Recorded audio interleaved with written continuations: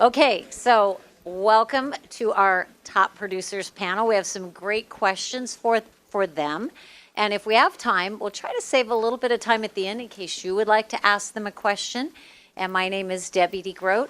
I know most of you well. I'm owner and founder of Excellium Coaching and Consulting.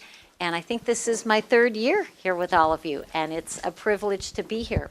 So Vince had a great question that he thought I should propose, and I think it's a really good way to maybe just start us off. So for those who don't know you, Ralph, maybe if we start with you, and you can just introduce yourself. I know they have your bio in the book. I was reading it just a little bit ago. So I know 153 units in 2018. That's a lot of units. So maybe you can start with giving them maybe the top 3 things that made you who you are, as successful as you are today. Okay. Hi, I'm Ralph. I'm from Omaha. Been doing this longer than most of you have been alive. I did show Jesus houses. It's a move-up buyer. I think the 3 things that I do or have done forever, even though Alan says they're wrong. Thanks, Alan, for ruining my speech. One is we're very goal-driven in my office. I have been since as a little kid. We write our goals down. I look at my goals every day. I spend about 5 minutes every morning. One of the very first things I do is watch some type of motivational thing on just Google motivational speeches, and you can find thousands of them just to set the day off right. I think that's one of the bigger things. The second one is I have a schedule that I follow. And I'm pretty crazy about the schedule. Show somebody with a good schedule, you'll see someone that's very successful. And then the third thing, just to make this brief, is I'm trying to emotionally escape from the business. Early on in my career, I was very emotional, or as I like to say, passionate. But it was emotional. And I was fortunate enough because I was so emotional, it caused myself to have a heart attack. And big regrouping after that, and now it's, I don't know if you've seen that movie, I think it's Taps, where he gives him 15 minutes to cry about his mom dying. We get an hour to cry about something that went wrong, and then that's it. You got to move forward, move on. I don't want to talk about it. We try to replace that problem immediately. If I have a sale that fell through and I'm not going to maintain the listing, we get another listing by the end of the day. We replace that problem so it's not a problem. And those are probably the 3 top things that I've kind of centered around briefly. So Jeff? Hey, I'm Jeff Cohn. I live here in Omaha. Top 3 things that I believe has helped our team to grow and scale that I think could help any business grow and scale. Number 1 is always looking for talent. Don't look to fill a role. Look for a person and figure out what role is going to best serve them. Number 2 is retaining that top talent by continually offering the best value to them. People always ask, why did someone leave my organization? Well, they probably thought there was more value somewhere else. That can come in the form of a give like leads or a CRM or a better commission split. And then number 3 is always continue to train your talent so that they can be the best version of themselves. Julie? I'm Julie Tartaglia, also from Omaha. I would say we've been embracing technology more, the social media aspect, not being afraid of it, but immersing in it. I also do a lot of reading and podcasts. I love Jeff's podcast. Constantly start my day with the things to get me focused on the business part of it. And then I've reevaluated what is truly urgent and what isn't urgent. It used to be everything was urgent and had to be dealt with right now. Now I have decided to put that more in perspective. Chuck McAfee from Atlanta, Georgia. I would say, like most people probably in this room, it's the commitment level. I mean, I am in the office every day and grinding away. A lot of people ask the secret sauce, and there's really not. You have to grind and repeat and do a lot of this, and I would imagine most people in this room are committed, and we're looking for a commitment on our team, too. We have a very small team, and we want committed folks on that and kind of joining us. Number 2, as far as success goes, obviously you want to be the professional and you want to know more than anyone else. I hate when I go to a store and I know more about the product I'm about to go buy than the salesperson selling it to me. And so I'm constantly trying to stay hey, what are the new listings coming on the market? What's moving? What's not? Where's new construction going on? So just constantly being that value proposition to my clients. And then number 3, constantly learning, trying to always continue to grow, continue to learn, never kind of settle with where you're at and just trying to constantly improve. Thank you. Hey, Ely Medina here from Kansas City, home to the 2018 NFL MVP, for those of you who aren't familiar, Patrick Mahomes. Just let's see. I'm on a team. We're really just a duo. So we're a small team. We do a lot of volume for what we are. And I feel like specializing has been a big deal for us. Kind of like what you talked about, adding value. I mean, we add value by really knowing, we kind of specialize in 2 zip codes in particular in the Kansas City, Missouri side. And just knowing the ins and outs of those homes, knowing about houses before they hit the market, knowing, being able to provide a value to a client that Zillow and any other website will never be able to provide. They'll be able to blast them on their websites, but they'll never know the ins and outs of the neighborhoods and the gossip per se of what's happening. So that's been a big thing for us. Natural networking. I always joke that we don't do a lot of things by the book. So I know a lot of people do the Tom Ferry and Buffini, and those are all great tools, but we are known to not do a very good job purposely following up with our past clients, but we have been able to naturally network. Did I mention I'm on a team with my dad? My dad's my teammate, so he's not here right now, but neither of us can cook. So we go out to dinner every single night, whether we're together or separate. In our neighborhood, we both live in the same neighborhood, 1 block away from each other. So we see our past clients every single day. We're making those touches in person rather than drip campaigns, which I think on accident end up being better for us in the long run. And we don't have to ask for referrals because it's just an easy conversation. They see us at dinner and it just always comes up, right? Real estate's the easiest thing to talk about. And then finally, I'm just focusing that we're really not salespeople, we're matchmakers. So I think people have such a bad image in their mind about realtors, as we all know. And one thing about my dad and I is I've never seen George come to work in a suit, and I've never come to work in a suit. I'm not saying that's a bad thing if you do. I'm just saying that's the vibe, that's our company culture, like we were just talking about earlier with Vincent and Co. So yeah, I don't know, we kind of are a non-threatening vibe, and so people feel really comfortable letting us into their houses, whether they know us or not. They've heard our names because we're always in the same area. So it's less threatening, and they don't feel like we're talking at them or down to them or trying to sell them anything. Rather, we're trying to find them a good match. So that's been good for us. Interesting. You made me think some of the things you said. I met this man a couple of years ago who was still selling real estate at the age of 88, multi-million-dollar waterfront homes.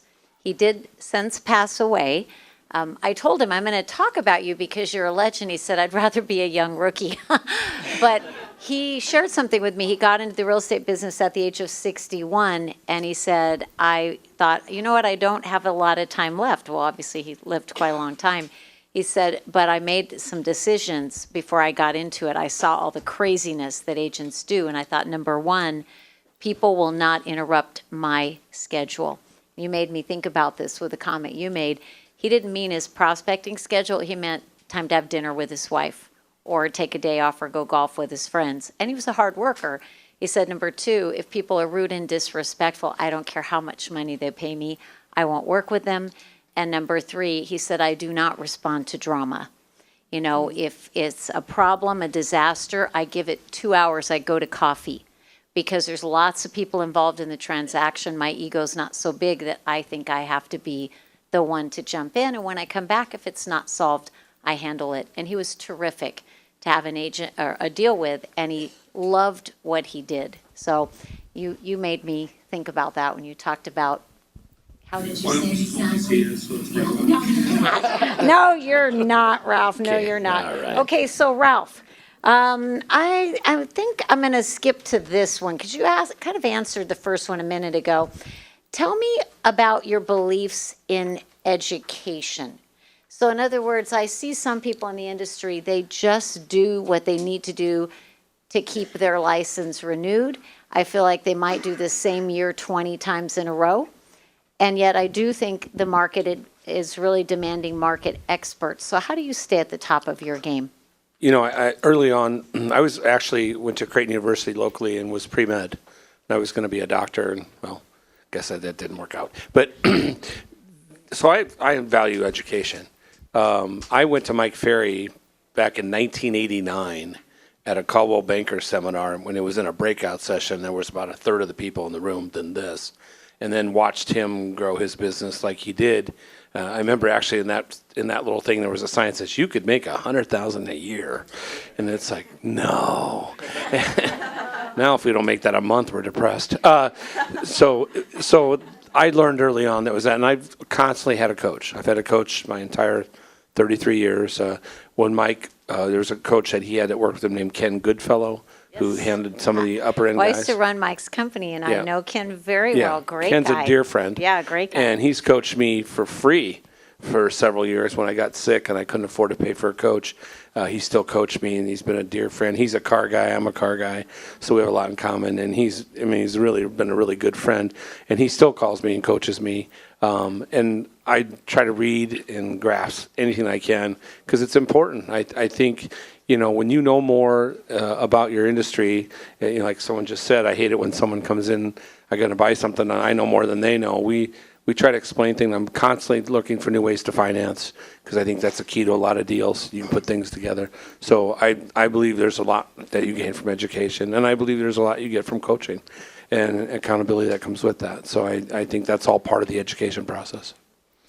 So, Jeff, with a team, so you've got new people coming on board, and again, to get them to be mini market experts, because Alan often talks about the pyramid. The bottom is information. Anyone can get information. Then there's knowledge. You can Google any real estate question, but at the top of the pyramid is the wisdom, which really is the market expertise. So how do you get your team to be those market experts? I don't know who said it, but there's a quote that says the difference between you and me are the books that you read and the people you meet. And I add on to that the podcasts you listen to. So one of the strategies that I implement, As this long isn't as just they're self-serving. mostly you, are they you? This isn't just self-serving. You? Look, And that's every day from 11 to 12. this is someone else's podcast, GSD mode. So a big part of our education process, obviously we bring the best training to our team and to our coaching clients nationally, but we also show, you can lead a horse to water. We show them where we think the font of knowledge is. But what I experienced personally after reading as many books as I could get my hands on and after listening to as many podcasts as I could, when I would go out and visit people in other markets, like this event that Vince hosts, Explosion, there's nothing else really like this. I mean, this is awesome to be able to be in this setting. So put yourself in settings around people that you want to be like when you grow up. And I still use that sentence. I want to be like Ralph in some ways when I grow up. I'm working on it the other direction. So you have this entire network at Berkshire Hathaway Home Services where you can go and find an agent, the top agent in St. Louis, the top agent in Kansas City, whoever it might be, and ask them to go visit for a day. And there is so much value in that. We've done that over 100 times across every brokerage brand all across the United States. And so our team just became a conglomerate of all of the success stories of all these other people. And we just got to choose the things we wanted to implement and the things that we didn't. It's a great way to look at it. Now, Julie, I think you got into the business, I read, in a severe market crash. And so as market shifts and is shifting now, how will you use that expertise or that knowledge, the things you learned then, to help your people, your buyers and sellers now? I got into it in 2008 when everybody was saying, why would you go into real estate now? But if you don't know any different, you know what you know. And I've always been a hard worker. I think you can't make it in real estate, really make it in real estate unless you are a hard worker. And that's just not ours. That's just being smart too. Learning and surrounding yourself with people that can help benefit you, move up the ladder. And I think that helps when you're referencing buyers and sellers too, that you can indicate that it's how to get them to the end result with the least amount of stress, the easiest, most comfortable path that they can take. Yeah, no, and don't you feel like I started when fixed rates went to 18 quickly? So that is like long ago, so we won't go to those years, right? And I was 10, but no, actually I was 18.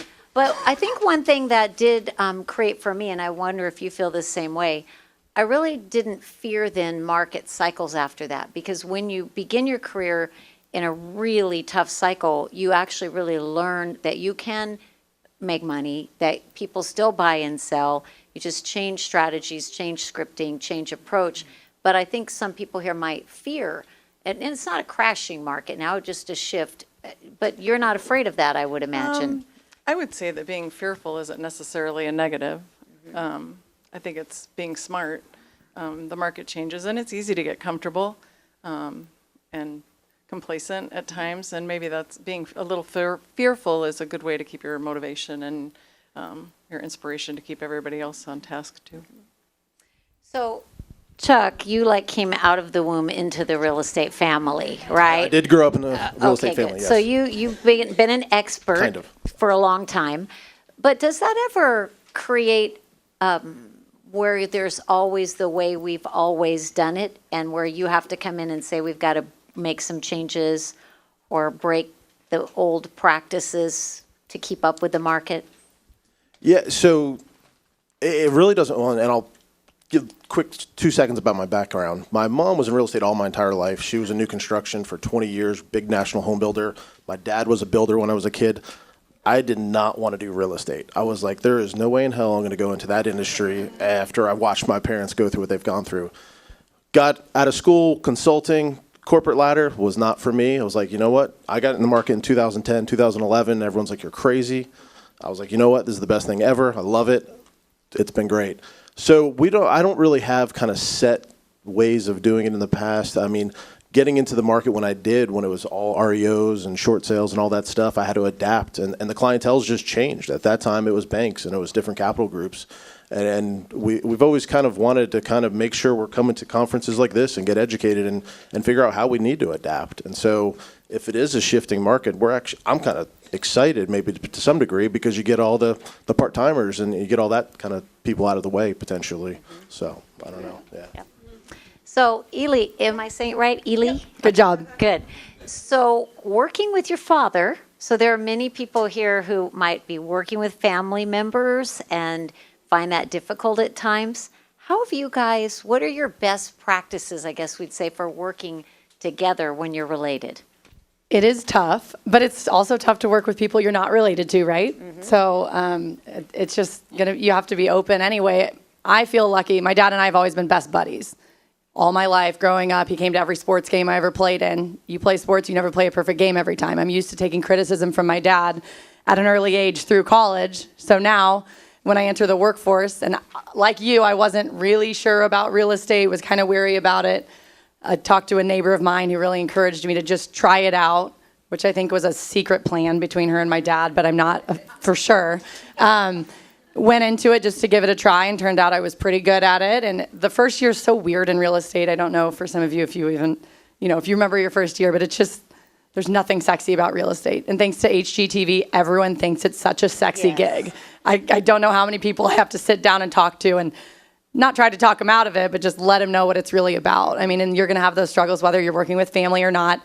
But like I said, growing up, just having a really good relationship with my dad always has really helped. We're both workaholics, so you will not see me working the work-life balance class, or I will not be on that panel probably ever.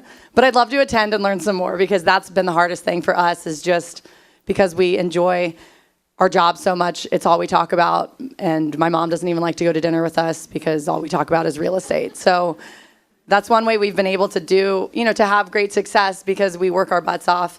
And I know everyone says that, but we literally work from the moment I'm not married and I don't have kids and I'm 32. So that's probably why, because my life is my job. And thankfully I love it, but I just feel like I don't know how anyone could achieve that success without going through a big part in the beginning of it being your life. Yeah, most any business of any sort. Right. Yeah, right. I was reading a book the other day, Entrepreneurs, Failure is an Option or something like that.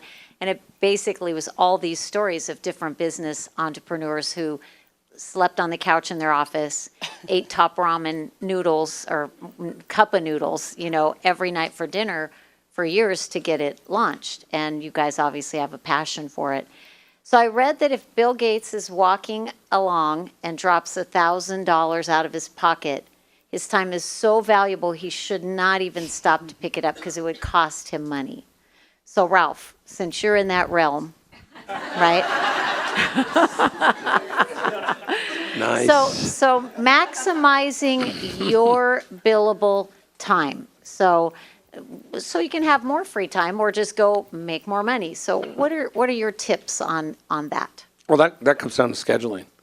When I look at my schedule for the month, I put down everything that I have to attend, whether it be a wedding, maybe somebody's funeral that I know might be dying soon, or not by choice. Just kidding.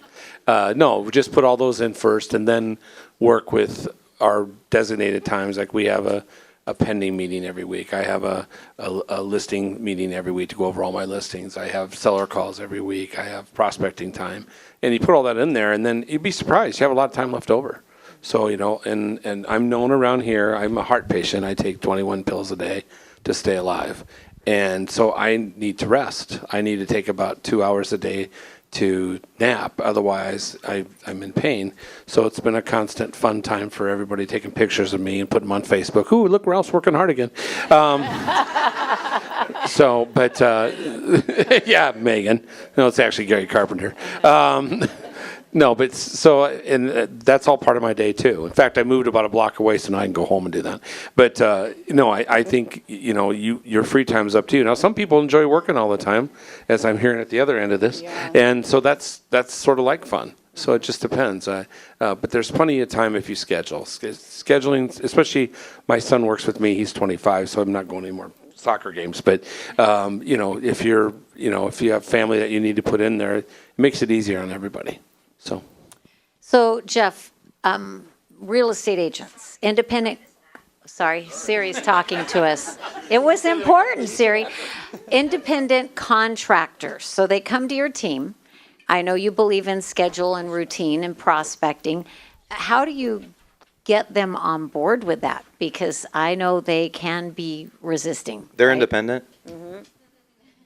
So there are several ways to this. One is the hybrid team where you can actually employ agents, kind of similar to Redfin's strategy, and then require them to do certain activities. We haven't chosen to adopt that strategy yet. So it's back to what I had said before to the 3 pillars of growth. Number 1 is offering value. So if someone doesn't go to your meeting, they don't want to go to your team events, they don't want to work your leads, it's because they don't think that there's value there. And so we're very particular in making sure that everything that we're doing that we require or would ask the agents to attend, that it's something that they believe is valuable. No one has to go to anything. No one has to go to accountability meetings. No one has to do one-on-ones. No one has to work our leads. People choose to because they believe in the path. And so what we tell everyone in all the different organizations that I own is that if they don't think that the businesses that we've created are a vehicle to help them live and lead the life of their dreams, they need to find a different vehicle. So that's the way I look at it. True leaders serve their followers by helping them be just like them when they grow up. And so that's pretty big for us. Okay, awesome. So, Julie, how do you leverage yourself? Like, do you have good support? Tell us a little bit about your team or assistant or how you really manage just to focus on your highest and best use. Or do you? I'm bad. I'm really bad. Well, then you would not be. I love to help. And so somebody calls or walks into my office and needs help, then it's hard not to drop everything and chime right in. We did hire a full-time person for social media, marketing, video, photography, which has really helped a lot. Then I don't have to worry about making the posts and getting everybody post to put on their sites as well. We try to integrate the team. I'm kind of like Jeff. If I have to convince you that there's value being a part of our organization, then it's not worth it. And I feel that way about BHHS too. If you don't understand the magnitude of what is offered here, then maybe you shouldn't be here because it's really evident if you look around. And I feel that with our team too. There's a reason we all get along and we all support each other and help each other. So I don't always have to be the person that's at the other end of the call helping. Okay, awesome. So Chuck, what percentage of your day would you say is income producing? Ooh, not enough. Yeah. So I would say probably about 40% of my day. Okay. It needs to be more, and I know that. One of my struggles is I think we are understaffed for the amount of work that we have to do. Trying to spend more time on and kind of that income generating activities versus the doing activities. It's a real challenge, and I struggle with it for sure. So a great exercise if you guys choose to do this. We have our coaching clients doing this right now. Actually, I've gone through it with mine several times, and I have the coaches starting next week, which is take your just day, and at the end of the day, go through and write IP, income producing. So that's eye to eye, ear to ear, prospecting, follow up, negotiating, showing property, closing, money stuff, right? IS is income servicing, and S is just stuff. And then at the end of 1 to 2 weeks, tabulate that and see what percentage is really income producing. And actually, Chuck, 30% is a fairly normal ratio for good producers. The goal is to get to 50. Now, the ultimate nirvana is 80%. But at that point, then, Julie, you have to let go of a few pieces, right? To really get in that zone. But yeah, that's actually pretty normal. Okay. So just set a path to how can I just get that up 10 or 20%. So let's see. Let's talk, Ely, about this magic you guys do to keep these people connected with you. Because as a coach, of course, I don't approve of the fact that you don't market to them systematically. Right. Also, I just want to say that. I'm not saying we approve that. I'm not saying you all should do that. I'm just letting you know that this is how we've built our business. It's good. They need to hear it because many share your struggles. But there must be something kind of magic or special in how you work with these people that attach them to you. What do you do? I feel like I get this question all the time. So I've been digging around the last year, like what really does set us apart? I mean, there's plenty of people that are native to the city that they're working in. That's been a big thing for us, being Kansas City natives, working in Kansas City. But there's successful agents in Kansas City that are from Colorado. And that's a totally different way that they run their business. But looking back, I've realized my dad and I have always been such natural networkers. So he's always had a good sphere. Really didn't come from much, so didn't know any people on the higher side of the, real estate market, things like that, but was really successful in sales and then eventually moved over into real estate because it was all he talked about. We live in a really cool, historic, old neighborhood. The houses are like 1920s. So it's all he ever talked about. And finally, someone's like, you need to get your license so you can actually get paid for promoting your neighborhood all the time. So, that was kind of natural for him. And then I found that I've done the same thing in my own ways. I played on 3 different college sports teams, all near Kansas City. So one of them was in Kansas City. So I just felt like I've always been making a natural network without ever knowing. And just my own personality is not very confrontational in terms of like, I didn't go to MU or KU, so I can appeal to anyone in Kansas City because that's a big fight. Everyone always has. Probably here, if you don't like Nebraska, it's gonna be hard for you to pick up clients in Omaha. But so part of it's just been that, and then just being likable people, like we talked about. Vince was talking about earlier. That's such a great way to put it. I hate to say it. I don't know if that's just a learned trait or I don't know. I just always felt like I enjoy people, whether I'm working with them or not. I like to learn about people, and that's helped my business so much without me even knowing it. So I'm sure you can adapt and learn to be more like that maybe if you're not, or you can find a partner and team up, and then, that way one of you can connect to the client, but just connecting and being relatable. And we're like the people next door. We're like the guys next door, We're not intimidating. So people always will let us in. My dad, for a while in 2008, when he was in the market, was knocking on doors and people were letting him in. So it's just different for us than for some. Well, what you said is liking. Mm-hmm. So any of you ever read any books by Robert Cialdini? Right? He's the godfather of neuropersuasion. There is a book called Persuasion that's really good that you might like. Also one called Influence. And of the 6 ways people are persuaded, and this is not real estate, this is just, think about it. Who would logically stand outside of Walmart on Thanksgiving night for the doorbuster special on Friday morning? That's scarcity. That's one of the 6, right? But number 1 is liking. And don't mistake building rapport for establishing commonality. Building rapport it's all about them, right? To Alan's point earlier. So that is a talent. And yes, it can be learned. You know, because we do have people that come to us for coaching that say, nobody likes me. Well, you know, I'm really good at this, but I have no personality. Help me, help me. Now, Jeff is Mr. Personality. Okay, so Ralph, you. Does that work with dating? Since Oh, you sorry. have been in the business for a while, so if someone here in the room is new and you could help them cheat and do it the easier way or save themselves some pain, what piece of advice would you give them? Run. Okay. Easy answer. No, really, run. I just was asked this on another panel recently, and what I did when I first got in the business, I interviewed the top 10 agents in town. Took a while for me to do that because some of them wouldn't give me any time. Bought them lunch or when I bought dinner, and I wrote down their 10 ideas that they had that made them successful in their careers. And I put that all together and came up with my own, and then I followed that path. And it's funny when you meet the really, really successful agents. I think they're some of the kindest people we know. They're willing to give. I mean, that's their legacy, is to teach others. And it's fun when you help a new agent and they get their first deal, and they're so excited, and you're like, wow, remember that? And and you just see it in their eyes that they put some. Become a deal junkie. Yeah, And exactly. the high Well, only yeah. lasts a minute. I know. Right? On to the next deal. 15 minutes. That's all you get.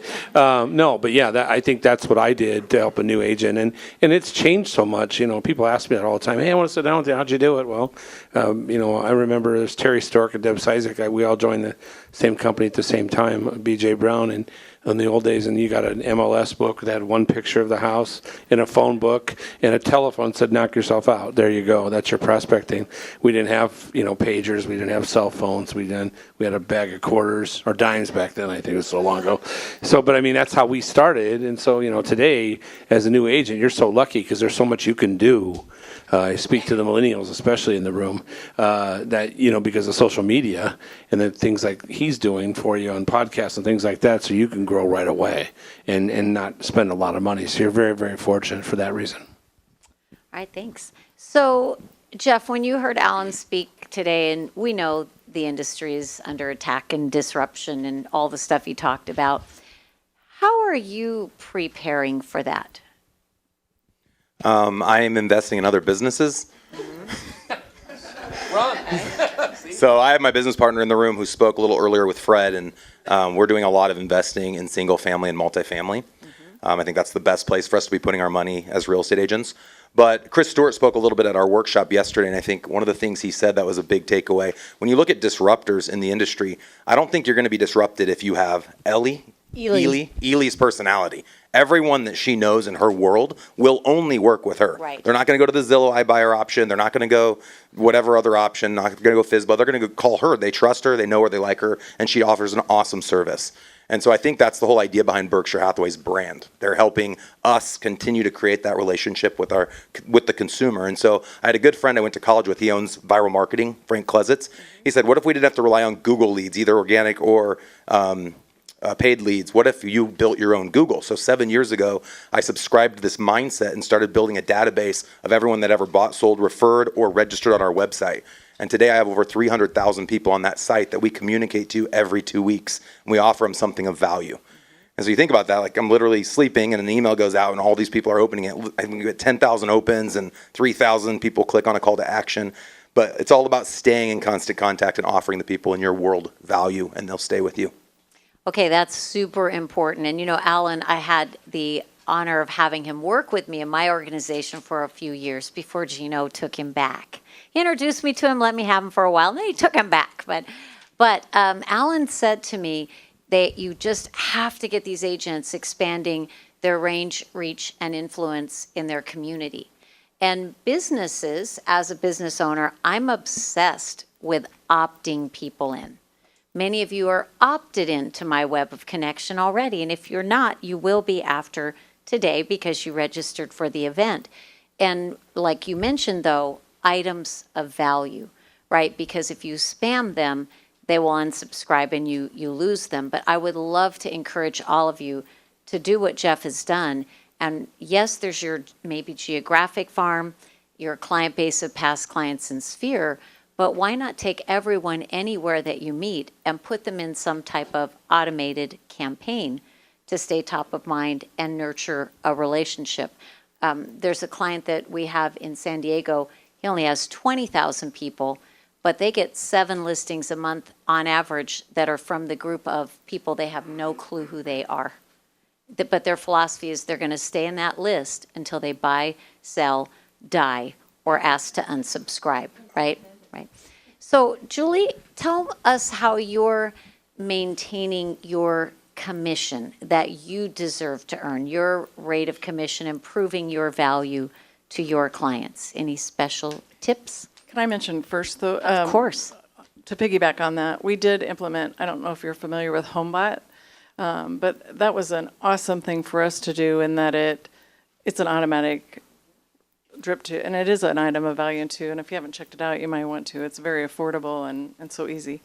So what was your question? Okay. So holding the line on commission Oh, to yeah. earn what you deserve. We do staging. We have a staging garage, so we do that. We help each other do that. I know a lot of times people will hire professional stagers, but a lot of times our professional stager is just another agent on our team taking another agent with them because we've done it so much. So the professional is just the other agent. But it's a way to economically provide that service. We also do a lot of the things that we talked about at Berkshire, where we help people move. We have a huge amount of tubs that we can offer people to move with. Just silly things like that we have them marked, tag team on them, so we know we can go back and pick them up for them. But just those little things that we can do that maybe are an inconvenience to them and no big deal for us. So, Chuck, the very best thing you implemented this year that they could copy? Oh, geez, I wasn't prepared for that one. I know. I got bored with the ones on the list. No. Very best thing. So I think what I like the most so far is probably our forecasting board. We have done a very good job of tracking our numbers kind of retroactively and kind of seeing how many appointments we went on that month and our conversion and tracking our numbers. But I don't know why we never really kind of forecasted, hey, next month we need to hit these many appointments, this many. And so just getting that visual in the office has been tremendously helpful for us and the team of, hey, I'm supposed to go on 25 listing appointments next month, and I only see that I've done 2 so far.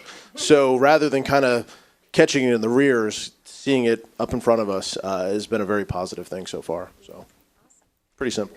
So, Ely, if there was something you guys tried or did this year that you felt did not work well for you, that you're taking a new approach to? Our biggest struggle always has been our back office. It's such an important spot. I've already offered Brooke a job, so I'm hoping that might work out because she's amazing. And I just feel like you never know until you try people out. I mean, you can go, take a potential candidate to lunch and you might really like them, but you just don't quite know how they'll react in situations when they have to use critical thinking and problem solve. And like, that's just been the hardest thing for us always. Plus, because we do so much volume and we sell maybe $1 million house a year. So we're doing a lot of like 250 to 550 houses. And so it makes for a lot of transactions to try and get up to those numbers.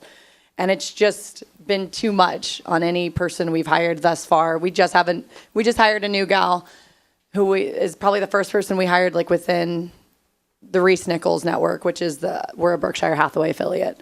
She seems like, I feel like she's 2 weeks in and I'm like, Dad, I love her. Don't mess this up for us. Like, so I actually think we might have found the one we're going to grow with, and that excites me in a way that I'm like, now I don't know what we could be capable of because we've never had the back office that we've needed.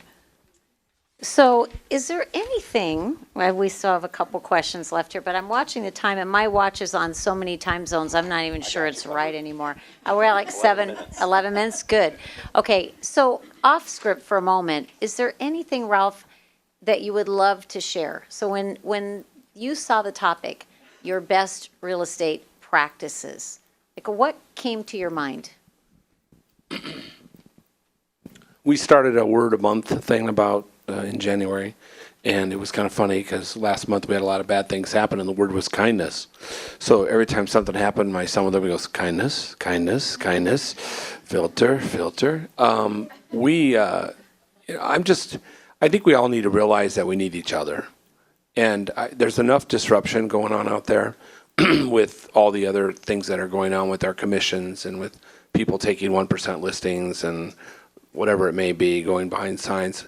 I think as an industry, we need to be nicer to each other. Because truly, someone told me a long time ago, your client's the other agent. Because they're going to continue to do business with you. And how many times we've pulled a listing up, someone calls and says, hey, I want to see that house on 10th Street. You pull up the listing and it's like, ooh, I don't want to show that. That person's just no fun.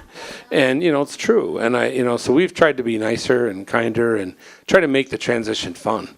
Because at the end of the day, we're not solving cancer, and we're selling houses. And granted, we want to be, good to each other and good to our clients. But I think that's something we've really worked on and done a good job. And it's fun because it's more fun for you.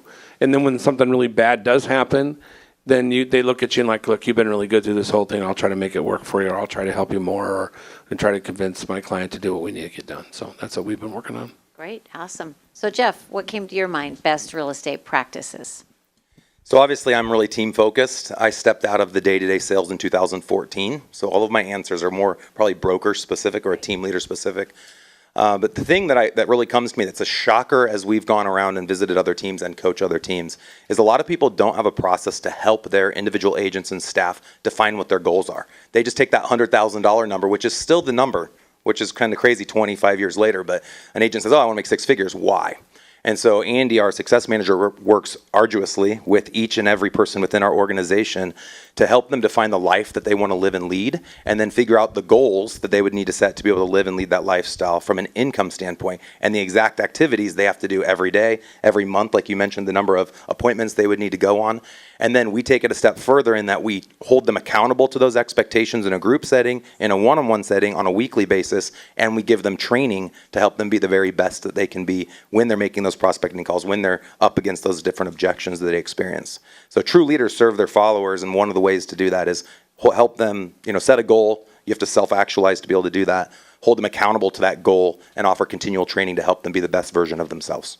And break the goal down into small bites, right? Yeah, absolutely. So we know, for example, it takes 150 outbound calls, that could be meeting someone at an appointment or literally making a cold call, to have one executed contract. So if someone wants to make 6 figures in Omaha, our average sales price is probably similar to KC, but we know our agent needs to sell about 36 sides to make 6 figures. So you take 36 sides times 150 outbound calls divided over 50 weeks or 52 weeks, depending on how many weeks you want off, and that gives the agent their weekly call goal. It's really a contact game. You want to make about 20 contacts a day, but we track the activity that someone has to do to get the contact.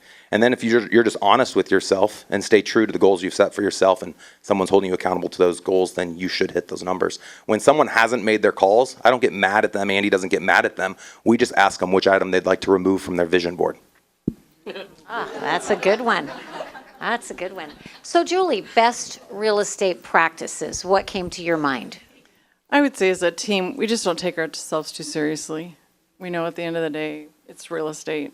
We try to add levity to it when somebody's really hurting or suffering, personally or professionally. We try and add some levity and some humor to get through it, and then we keep moving on. It's all about moving on. So how many active listings would you normally carry? For the team or For the team? Mm-hmm. Gosh, active, probably 30. So it depends if they pin. Which I imagined you would. So in a shifting market, that would be our next dilemma, right? And I know the people in this room are struggling, because I hear it from our clients, the doctor and the patient. I always tell them, you're the doctor, they're the patient, tell them what to do. But how are you managing seller expectations and creating new practices to get price reductions? We're probably doing everything that Alan said not to do earlier. The market, we can't control the market. We try and educate and give statistics, so it's not necessarily a personal or an emotional thing. It's more of a factual. And I would go along with Ralph in that you have to communicate. You can't be the silent partner with them. If you need to have conversations, whether it be text, as in the last class I just took, or email, or making a phone call, whatever form of communication they prefer. You have to be upfront. You have to look them in the eye and be able to tell them honestly what their expectations are and if they're realistic or not. So, Chuck, what's new for the new year ahead? Because you're probably going to start planning soon, right? Yeah, October, we typically kind of reset goals. So yes. So what's new for the new year Yeah, ahead? do you have any big goal on the horizon? Not just production, but maybe a new stream of listing leads or opportunity or team expansion? I've been a very small team. It's really been kind of myself and one other guy for the last few years. We added another person last year, so there's three of us.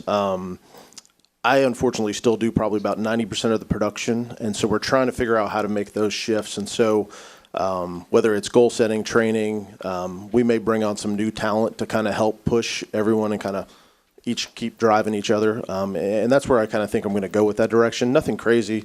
I'm not looking to be, I mean, I'm super impressed with Jeff's team. It's just, that's just not where I see myself right now. We're probably going to be 5 or 6 people and just very, Nothing wrong with that. Lean and hopefully mean. highly efficient with it all. Right. So.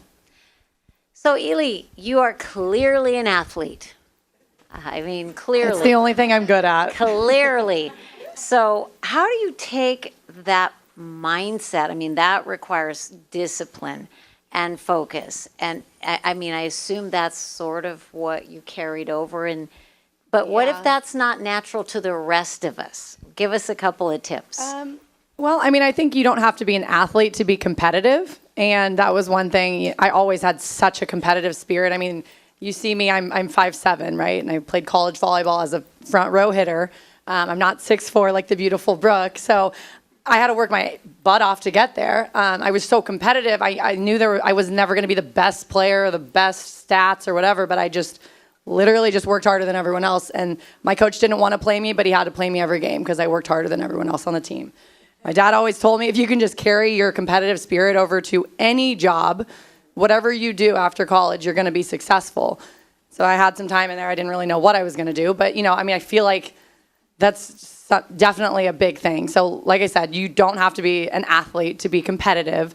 For me, it's something within me. But as you've taught me, there's a lot of good literature out there and coaching that I think can kind of help people trigger what helps them find that passion and like channeling that. So that's been a big deal to me. I was going to say something else on that topic. I'm young. I don't drink caffeine. I know that's like a weird thing apparently. So I have a lot of natural energy too, which is helpful. Yes, please go ahead. Okay, so Ely's in my market, and I love her. But one thing they do that's awesome that I was hoping you'd talk about, so not very many people do billboards anymore, but you and your dad do an awesome job of this big billboard. And so the area she lives in is Brookside, and every time I drive down 63rd Street, I'm so excited because I see this new billboard of Ely and her dad. And they're always doing something that is Kansas City based, whether it's with the Royals or with the Chiefs or with Sporting Kansas City or just anything, and your billboard changes. So if she's leading you to believe that they don't go out there and do things that are strategic, she is not accurate on true, that. right? So I would say that if you're in a marketplace where you have the ability to do that, they have capitalized on that, and I keep waiting for you and your dad to give up that billboard. Oh my gosh. But I don't think it's going to happen. I know. Not happening, right? It's actually really funny. I need to send you a couple copies. We've done Star Wars. I think we had one earlier this summer where it was our heads on cartoon bodybuilder bodies. And it said, the market is strong or something. I can't even remember now, but they're pretty eye-catching. And normally I'm not one for the kind of, certain types of marketing. And if it were on the side of the highway, I would say don't do it. That's not going to benefit you. But if you do kind of specialize in an area enough to where you think your name or your face would be recognizable, it hasn't necessarily just got us blindly a bunch of new clients, but it's just another touch that we have that they see, and their kids love it too. And so the little kids think it's the funniest billboard. And so we're always the first realtor that comes to mind with families because their kids like it. Well, there's a saying, good marketing repels as many as it attracts, right? So you guys are the controversy in the neighborhood with your big bodies, right? So Vince, I think we have about 60 seconds. Did you have anything you wanted to say to wrap them up or send everyone off to their lunch instructions? And guys, we should definitely thank them, right? And go meet them. And how did Alan say it?